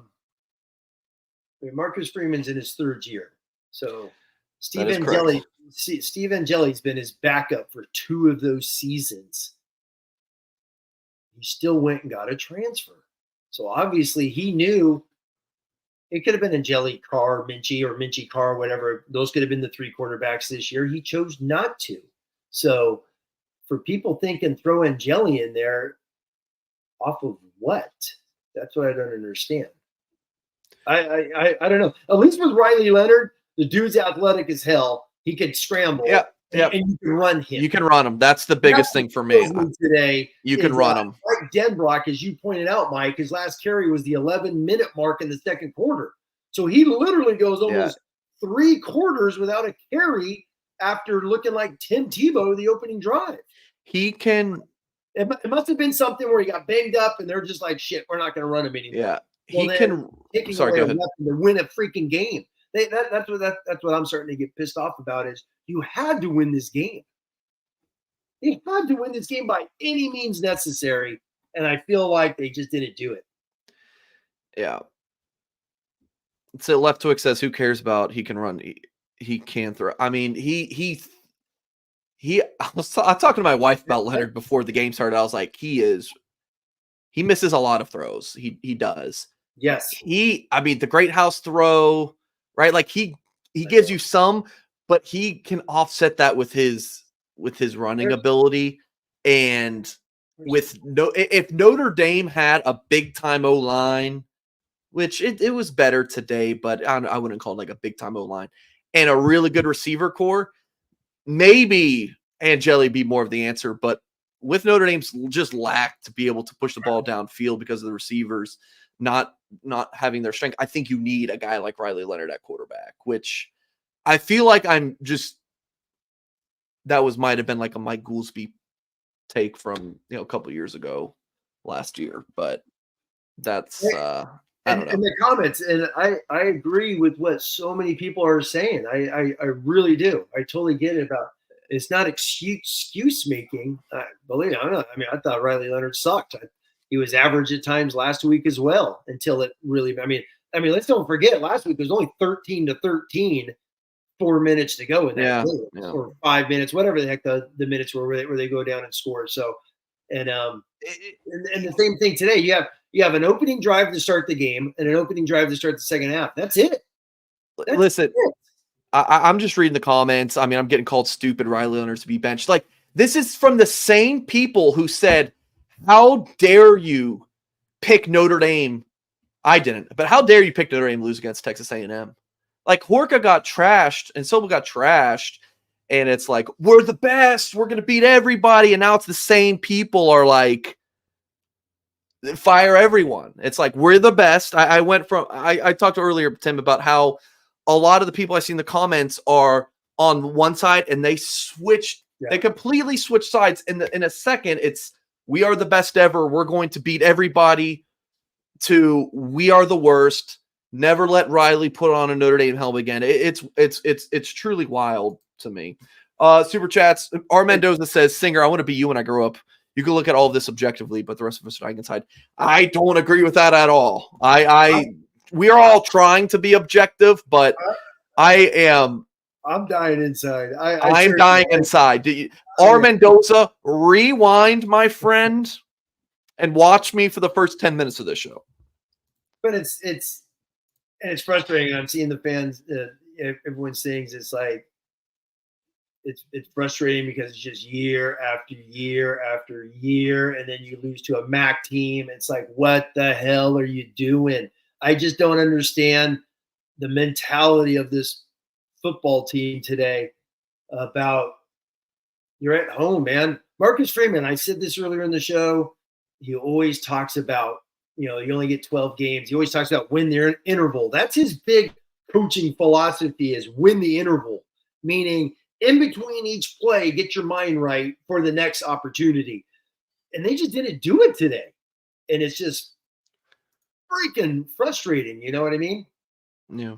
And they come out of that tunnel in the home opener and just – because they did come out with emotion, and that's what sucks, right? When you come out and you go right down the field and score – and you got the energy going, and then the 80-yard pass goes right down and hits it. But no, it's a killer, man, because you spend 9 months. This is all of us. This is everyone. I mean, I'm a big Notre Dame fan. There's a ton of books behind me. I got a lot of memorabilia. I love Notre Dame football and all that, and we just keep waiting. I saw someone in the chat earlier says, "Here we go again, talking about next year." Exactly. It sucks. It sucked. It sucks because this football team, when you watch them, they're beating these top teams. You know what I mean? you just watch some of these dudes athletically. Texas offensive line, all five. I mean, they're going to be a Joe Moore Award favorite. Then LSU's O-line, Georgia's, they're monstrous. They will hammer the shit out of Notre Dame, hammering the ball. They will. So something needs to just rally, change. That goes back to your point next year, Mike. Man, this whole D-line is leaving. So if all these starters are getting gashed by NIU, who the hell are the backups that are going to play next year? So, well, I was thinking about that. I mean, Boubacar. Baby. Well, Boubacar is a stud. I mean, yeah, he had a great tackle today. Yeah, he did. I tweeted he's an NFL guy. Like he just is. But yeah, RJ Oben from Eric Superchat says thoughts on the defensive line. I thought it was soft. Like RJ Oben has been a non-factor 2 games. I was a huge RJ Oben fan going into this game. Like he's like, no one's calling his name at all. Like he's doing nothing. He played like a possessed man last year against Notre Dame. What the hell happened to that guy? Play Burnham, because at least he gave some effort. Play Traore then, because you're right. I'll watch the game a little closer and see where number 9 is, but you don't hear his name even in a freaking assist on a tackle. So it's just, it's frustrating. If RJ Oben's injured, then he shouldn't play. Exactly. Yeah, he shouldn't play. If you're injured, don't play. Young, go with some young guys that will just play with their ass on fire and give you some energy. And then, and real quick on wide receivers, I know Faison, Goolsby talked about this. Faison's out, but then, Mike, they only played 5 guys. KK Smith played like 2 snaps in the first drive. Never saw him again. And he's supposedly your fastest guy. I know, and me and Goolsby have been talking about this since he and I met during this show. Is like, play fast, guys, and your fastest guys are watching. So is there not an opportunity to hit KK Smith? Well, part of the problem is, Tim, when you do take a shot, it's short. It gets underthrown by 20 yards. I know. That's why I can't say anything. You're right. It gets underthrown. Oh, man. But I can't believe the dude can throw the ball 30 yards. I vividly remember, Tim. I think it was the Navy game. It was the Pine. Do you remember? You know what I'm talking about? No, it was the Stanford game. Stanford, where he's trying to hit Tobias. No, and he did. 40 yards. It was 40 yards. It was 45 yards, damn it. And you were like, Pine cannot throw the ball. And I was like, you know what, Tim? We watched it. He threw it 45 yards. And you were like, oh, okay, Mike, he can throw it 45 yards. Throw him apart. It's funny thinking back at that. It's like that. Drew Pine throws farther than Riley Leonard. That's one thing we've noticed in 2 games. TDDP 574 longtime fans show. He says, I take a Texas A&M loss over this for real. You lose against A&M. It's like, I don't know. I don't know which one you'd rather have. It's kind of like a pointless exercise, but it's an interesting one to think in your brain of, would you rather have lost against A&M and beat NIU, where it's just same old Notre Dame can't win the big game, or shit the bed against a MAC team? I don't know which one's worse. Probably same, right? this. That's all the same. Mike Atterbury. It's been the narrative for 30 freaking years. So either way, the narrative has not changed one bit. So, which then goes back to your piece of work, Mike, which is recruiting. It's like, oh yeah, let's talk about this. Well, who the hell are the wide receivers? Oh shit, I just saw. So who are these wide receivers that are being recruited? Because Mitchell's coming from FIU, is looked average as could be. Obviously, Collins is unbelievable at stop routes. He's physical, aggressive as could be. Had a nice little middle screen today. And then Harrison played. Mike Singer, I bet you played more snaps than him at wide receiver today. Does Harrison get in? I don't know. He got a nice kickoff return, and then NIU was like, yeah, we're kicking this out the rest of the way. But the wide receiver room played 5 guys, 6 KK for 2 snaps, and that's it. So basically 4 guys rotated, right? Collins, Mitchell, Greathouse. Thomas had 1 target, and then he's in the run block. And then Harrison is nobody. So the wide receiver room for a stacked as we've been told, Mike, because you and I are not at practice, right? As stacked as this wide receiver room is, this goes to the Twitter guy who always posts in all caps to all those guys how stacked this team is. Yeah, I didn't see that. We haven't seen it in 2 weeks. We haven't seen it in 2 weeks because we get a ton of routes on air. Nobody breaks down underwear better than you and me, by the way. Nobody breaks down training camp film in underwear. That's what I call t-shirts and shorts. We are awesome at that. Oh man, what did Brett say? Brett's been posting some good things. What does he say? But his running doesn't matter if we're too scared. I agree, buddy. That's what Mike Singer pulled up, where he said his last carry was 11-minute mark, and that was like you run Leonard if you have to. You run Leonard only if you have to, in my opinion. And they had to. They had to run him in the second half, and they did. I don't know if maybe he did get dinged up a little bit, because there was one where he got hit. He kind of came up holding his left shoulder, and I was like, oh no.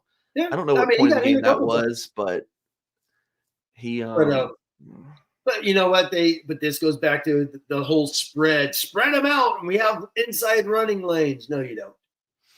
You just don't. It still comes back, and the running backs had some nice runs today. That's the thing with the young old line. I know I talked about this, man. The youngest old lines in the history of Notre Dame football, outside of '88, which was year 3 for them, and only 4 starts with Tim Greenhardt in '88. The offensive lines that have had few starts like this, those teams stunk. So hopefully they pick this thing up and get some rally. And but I don't know how much longer you want to go, but it's gonna be the same thing. It's gonna be wide receivers. It's gonna be a pass game. It's gonna have to be some explosives out on the perimeter to move, things along. Mike C says we will never see a national championship. Sure, we will. I truly believe we will. There's a formula that is. Yeah, we'll see one. It'll be for Georgia. Like, we'll see Georgia win one. No, I mean, I don't know. Notre Dame can win a national championship. I truly believe that. There is a formula for that. They've been close. You just got to get over the hump. So it's I know a ton of people in the chat have been talking about, well, Freeman's still a young coach, blah blah blah. Okay, great. It's still year 3. All right, you should be playing a ton of his guys. All that type of stuff, which we are with some of the young guys. So we are seeing a lot of that sophomore surge is happening, no doubt about it. So some of those other guys need to go from there. Yeah, it starts with the O-line, as Lewis said. Exactly. And the O-line is young, man. You got 3 brand new starters. And really 5, because the only way Ashton Craig and Billy Schraub started last year because of injuries.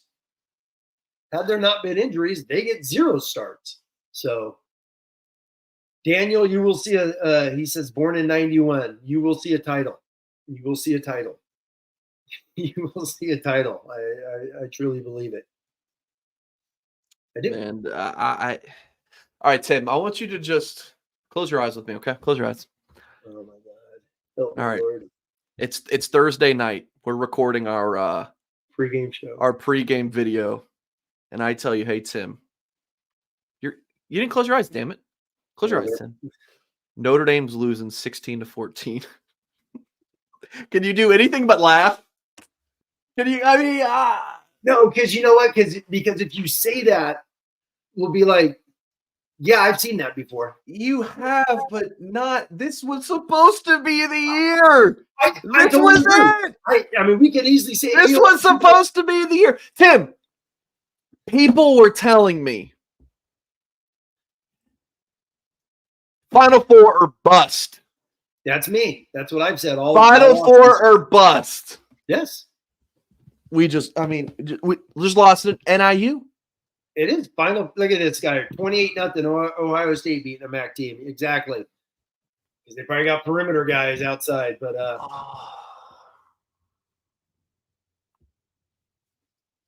guaranteed Notre Dame the playoffs this week. Oh, yeah. I mean, hey, Mike, but once again, let's just spend a minute on that with the fans. because everyone watches ESPN or is on Twitter watching clips or going on YouTube. The national media wanted to make a statue for Freeman. Oh my God, he's the best. That's what we talked about Tuesday. That's what we talked about Tuesday. But I always hear, but this is what gets me is he's so personable. So many people want to play for him. Not everyone wants to play for him, but anyway, because they laid eggs like this, which is beyond just beyond even think about, because that goes back to the Freeman hype. Don't even go back to year one. Freeman is the coach because of the players. The players went to Jack Swarbrick. Jack talked about this. The overwhelming, he's ready, he's here, all that good stuff. Swarbrick talked about this. He's here because of the players. Then the players go out and lose 4 games in year one. So now the players see that, and this is another thing that kills me, is Freeman went hype train last week, and he talked about, I saw all those players, their eyes, I wanted them to put it on me. Okay, and those players responded and played for you. They did not, I hate to say they didn't play for him today, because there was dudes out there played their living asses off. They just didn't make any plays, and that always comes down to what, Mike? Quarterback in the OC. As you mentioned, if this was Tommy Reese today, I mean, people would be going nuts. We haven't even heard Mike Denbrock's name, which is just fascinating. I just had a and as Kevin Cook says, they were young last week, exactly. And it was 13-13 with 4 minutes to go. They went out and made those plays. So it was 13-13 with the preseason 9th best team in the SEC. Let's all remember that as well. Look at this comment from Emily. And to think we will have to watch it back on the Peacock show. How they do the Peacock show. I still haven't watched the first couple episodes, but when do they? Well, that's the other thing. Everyone's on Twitter talking about, oh my God, I'm so emotional. People crying after the first 2 shows. Notre Dame can't lose. Yeah, they can. I don't know when Peacock is putting out the new episodes. Like it's after I believe there's going to be like 2 around Christmas after the regular season, and then a couple more in January. So they're really doing everything at the end of the year. Really? So it's 6 episodes. And they're spaced out. Okay. So they did two more after the season. Like, I think right before the playoffs start, when Notre Dame hosts that game, Mike, is the 6th seed, right? 11 sorry, can you say that again? I'm joking. I said there's going to be 2 episodes right before the playoff game when Notre Dame's the 6th seed at 11-1 hosting. But there's going to be 2, and there's going to be 2, I think, right after the championship game. Lauren said they should cancel. Lauren Hamilton, I see you in here all the time. Lauren, I appreciate you being here. Yeah, the one they did in 15 with Showtime was every week. TD says, "Can we do on that third one?" I think you mean the second one. Unless there's a third one, yeah. Which was a nice flow. You get a nice run by Price. You get the first down stop route to Collins. Boom, 9-yard boundary to Collins. It's 2nd and 1 midfield. They have all the momentum in the freaking world. All the momentum in the world. And he throws a 30-yard pass, 20 yards, Mike. It's crazy. 2 weeks. You're not lying, buddy. I said, no matter what happens with the A&M game, it's going to be our biggest show in blue and gold history. And I think that it was top 3 or 4. Yeah, I think Kelly ones were the Kelly ones. I think it was Kelly, Freeman being hired, OSU 2022 in that one. It was at least top 4. It could have been 1. I don't know. It's up there. I did not expect the next week to be one of our biggest shows of all time too. I mean, I was talking to my wife before the game started, and I was like, should be nice and easy. We could talk about dinner. I'll be in bed by midnight. And nope.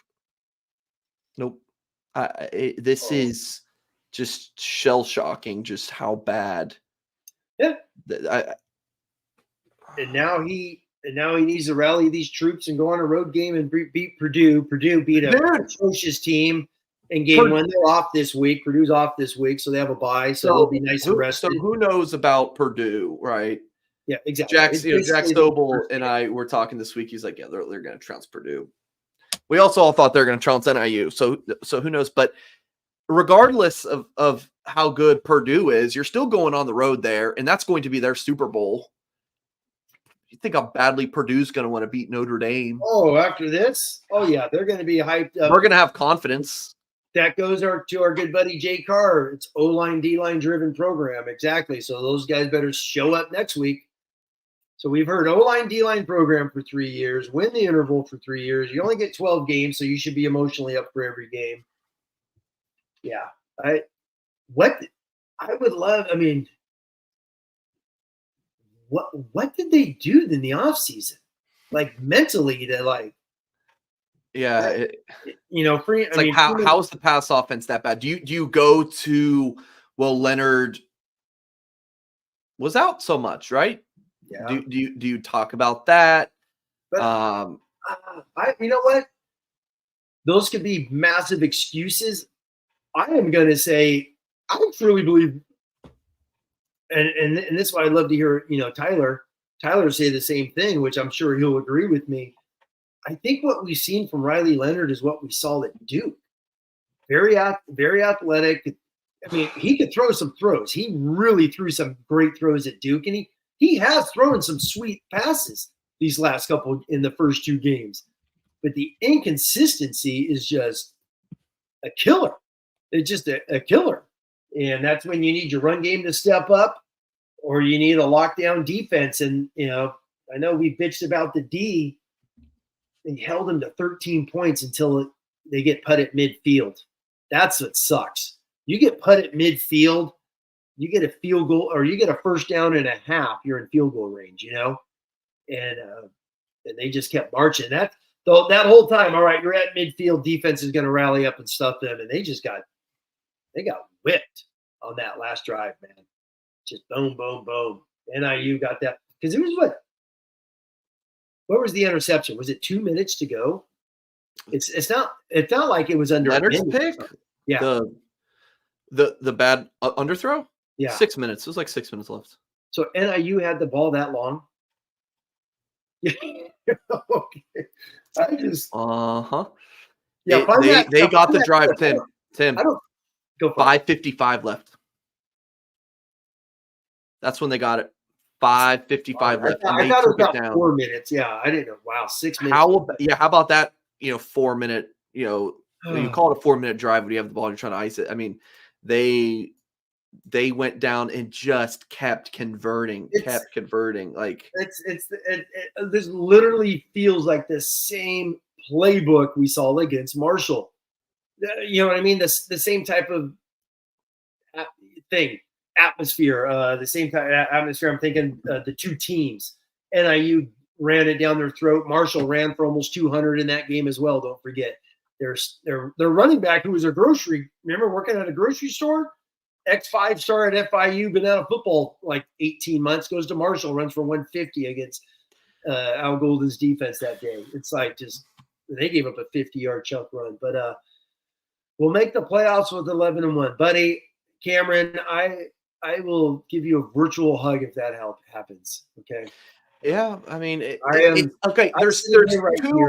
There's 2 parts of that comment.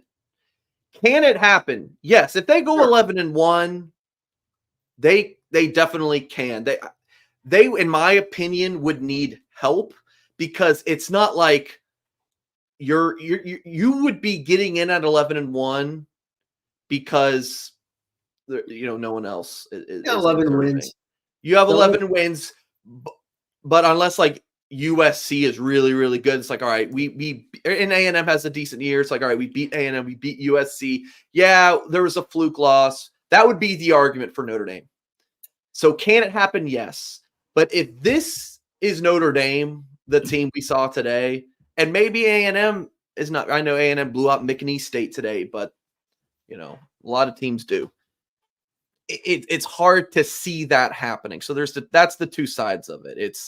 Can it happen? Yes, but it's really hard to see it happen. How about how about money? because it was broken down in the offseason. Every year Notre Dame makes the playoffs, they make more money as a program than the SEC teams do. Only the Big Ten with that TV contract makes more. So this loss could be costing Notre Dame $20 million. Yeah. And they paid out 1.4. You paid it exactly. You gave Denbrock the contract. You signed up Micken, signed up Golden, didn't let Chad Bowden go to Michigan, gave him whatever contract, brought in a couple other underbellies in, hire a guy away from PFF, which his assistant they're asking for, I think, is $170,000 job. His assistant they're trying to hire. Someone posted that on our message board, which means he's making 200 plus, probably more than that, to be the analytics expert. All these people got pay raises, even in their whole recruiting office got all restructured. Everyone got new titles, means money, money, money. Mr. Shields, God love you, Mr. Shields, who wrote a $75 million check to build a football, hangout spot. They go cook some steak and eggs, some sausage and pepper sandwiches for the guys. $75 million project. Love you, Mr. Shields, because that is needed. How's that going to help on the recruiting trail when you got NIU and Marshall on your resume? It's a kicker, man. For as much hype as there was last week, woo! Man, just stay off social media. No posting or anything, Mike. All right. Cedell says, don't mention Notre Dame in the playoffs in the same sentence. Cedell, you just did. You just did. You just put them in the same sentence. There you go, buddy. Scott Sinell, super chat. Thank you, Scott. Tim, Jake Hart wanted to ask, would you have played Angeli or Minchie in that game? Like, would you have given them a series? I can't imagine. There's no way in hell. Why would I play Minchie? Minchie hasn't beaten out Steve Angeli, so why would I play Kenny Minchie, who's the third-string quarterback? I mean, there's no way. There's no way. And coaches make changes, sometimes. That's a drastic change times 10. So, especially I've read where CJ Carr has been getting the bulk of majority of the other reps. So we'll see how that plays out. Wait. What? Just Carr. Bulk of what reps? You could say scout team, third team, whatever you want to call it, whatnot. Yeah, there ain't no rep in third team. Yeah, he's getting scout team. Yeah, he runs scout team. So I believe probably him and Minchie. So he's getting reps in practice, is what I'm saying. Okay, for the other team, guys, I don't think we're playing CJ Carr. I'm trying to be nice. There's not four quarterbacks practicing, is what I'm trying to say. There's three. Oh, okay, yeah. So read between the lines. Read between the lines. I really think there's two. I think it's really just Leonard and Angeli playing with the exactly. Yeah, but Angeli. I don't want to say. All right, so the logic of I don't want to play the guy I got beat out. Like, Joe Alt was their third choice OT, so sometimes playing. But he played because of injuries. Three guys got hurt ahead of him. Blake Fisher got hurt. Michael Carmody starts the next week, has a bad sprained ankle. Then Baker get hurt?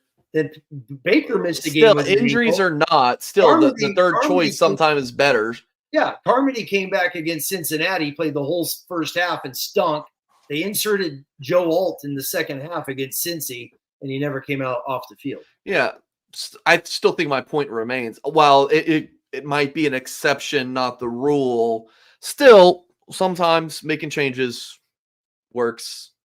I agree, but it's easy for us. And Jay Carr has a great point. I totally get it. Like the offense was It was because it was just you're right. The inaccurate pass, just Angeli go in and try and rally them.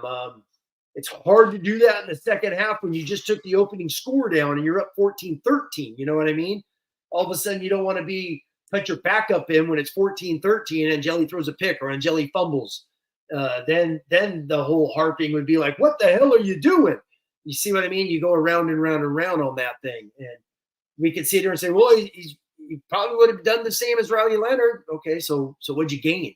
Nothing. So gives a different look. I don't know what the look is because Angeli doesn't run like Riley Leonard. So the look would have been more all-out blitz probably and let Steve Angeli throw, deep. I have no idea. The way those drives flowed in the second half, they scored, and it's punt, interception. So, and the interception once again was at midfield after back-to-back first downs. So Yeah.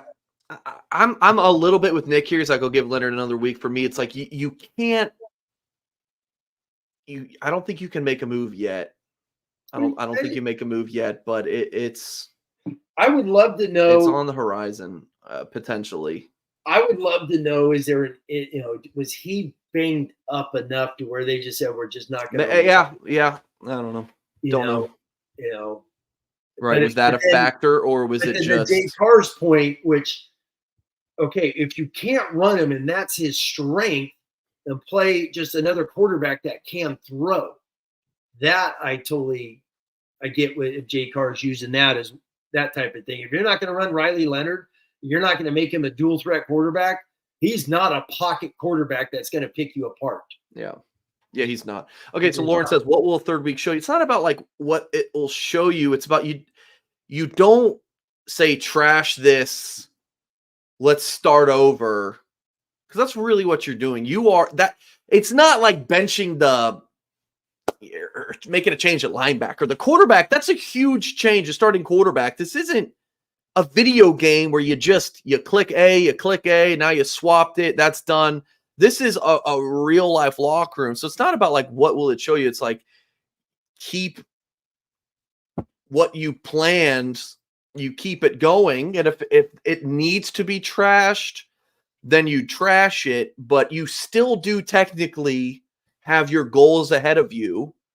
So as the leader of the Angeli fan club, I still would go with Leonard, probably until you get another loss. Or if he is just so bad and they're winning in spite of him, but otherwise I still think you have to go with Leonard. So I'll agree with that. To your point about, because it's year 4 next year, Mike, right? So if you lose 2 games and the goal is to win, is to get to the playoffs, So when you only play 8 Power 4 conference, now we don't have Power 5, only 8 conference games, 2 MAC and 2 academies. I saw almost 40%, 40% of the Power 4 programs are playing 10 this year. So there are going to be teams at 9-3 getting in the playoffs, as rightfully they should. They play ass-kicking schedules this year. So, and I think Notre Dame, I think I saw a stat the other day after the A&M game. Notre Dame is the only power conference team to not play 9. So everybody's playing 9. So you're already climbing uphill. That's why you couldn't lose to a shit game like this. So I'm with you, Mike Singer, in that if they come out and they wet the bed in the next couple of weeks, because throw out the schedule real quick and we could flow with that. So if you lose a second game before, let's say, Georgia Tech, okay, let's say before Georgia Tech, then damn it, go with the second one, because if you have 2 losses, you're going to the Pop-Tart Bowl and you're going to eat Pop-Tarts, okay? Your goal in that is to eat the guy who dies, and you get to eat the hot Pop-Tart in that machine, Mike, right? Yeah. And what a bowl game that would be. But that's the goal. So if you lose 2 games, damn it, it's all about playing your ass off the rest of the season, getting some guys ready for the NFL, and you can't do this again in year 4. Because if you do this in back-to-back seasons, after already having year 1 and 2, you're not in the New Year's 6. Notre Dame football, you add up the bowl revenue. If you miss the playoffs in 24, 25, no New Year's 6 and 23 or 22, Notre Dame has lost $75 million, probably more, when you add up the playoffs and all that crap. That's probably way too much. Let's say it's under 70. That's a ton of money in Marcus Freeman's 4 years. They've got nothing.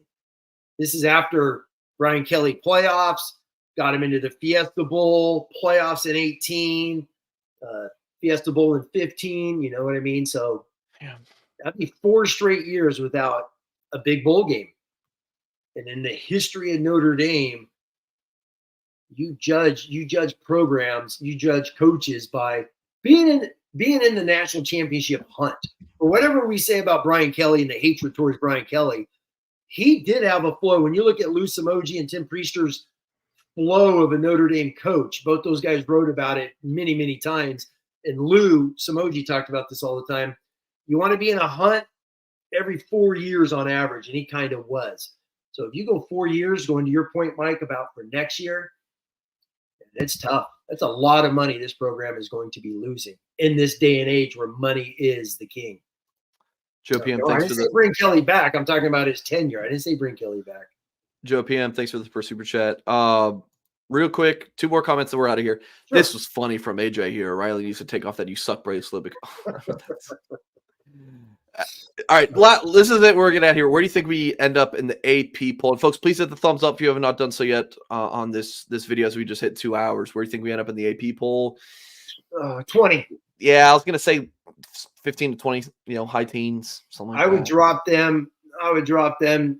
To your point, that 18-ish. Yeah, something like that. Because you did beat A&M on the road, but it's sure. But A&M is, like I said, the 9th preseason, 9th in the SEC. It's not like you beat a juggernaut. And A&M was ranked because of the hype of Elko. So it's not like it was deserving coming off of past seasons the last couple of years. So I would throw them at 20. And good luck getting back into the climb and start from there. That's what I would do if I was a pollster. You lose as a 28-point dog. 20. Yeah. 20. Yeah. We give you credit last week, this week. Nah. You're just a one-on-one football team. I got you, Joe. Because now you start comparing those one-on-one teams, you know what I mean, over the last couple of weeks. All right. If Always Irish is go live, if Always Irish is still live, John Kennedy, go over to his channel. Tell him Mike Singer from Blue and Gold sent you. Seriously, I'm going to pull it up and watch him. Let me make sure he's still live. Hold on, guys. I'll even drop his. Hold on. All right, he is still live. Better to lose early than late. All right. If you are watching on YouTube, go over to Always Irish and watch him and say Mike Singer sent me. What's the score of the hold on. Nebraska? I'm gonna go watch Nebraska. Are they gonna kick Deion Sanders' butt tonight, guys? I want to see this chat saying Mike Singer sent me. I want you guys look at this beautiful man. Go to John Kennedy Show, Always Irish. Tell Mike Singer sent you.